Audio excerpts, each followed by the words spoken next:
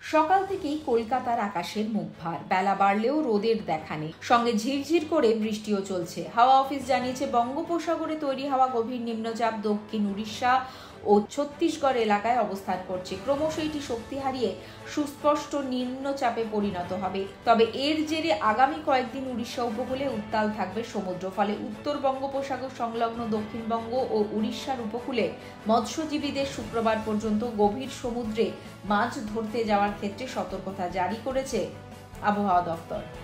কলকাতা সহ দক্ষিণবঙ্গের একাধিক জেলায় বজ্রবিদ্যুৎ সহ হালকা থেকে মাঝারি বৃষ্টির পূর্বাভাস রয়েছে। সঙ্গে 30 থেকে 40 কিলোমিটার বেগে ঝড় বইতে পারে। বুধবার ঝড় বৃষ্টি হতে পারে কলকাতা, হাওড়া, হুগলি, উত্তর 24 পরগনা, দক্ষিণ 24 পরগনা, পূর্ব মেদিনীপুর, পশ্চিম মেদিনীপুর, ঝাড়গ্রাম, পূর্ব বর্ধমান, বাঁকুড়া, মুর্শিদাবাদ এবং নদিয়ায়। বৃহস্পতিবার থেকে ঝড় বৃষ্টির প্রকোপ বাড়বে। ওই দিন দক্ষিণের সব জেলাতেই হলুদ সতর্কতা জারি হয়েছে। ওই দিন 2 24 পরগনা এবং পূর্ব মেদিনীপুরে ভারী বৃষ্টি হতে পারে। শুক্রবার ভারী বৃষ্টি হতে পারে 2 24 পরগনা, 2 মেদিনীপুর, পূর্ব বর্ধমান, মুর্শিদাবাদ এবং নদিয়ায়। শনিবার পশ্চিম বর্ধমান ও বাঁকুড়াতেও ভারী বর্ষণের সম্ভাবনা রয়েছে। আগামী মঙ্গলবার পর্যন্ত আবহাওয়ার বিশেষ উন্নতি হওয়ার সম্ভাবনা নেই। এখন সময় ফলো এবং সাবস্ক্রাইব করুন।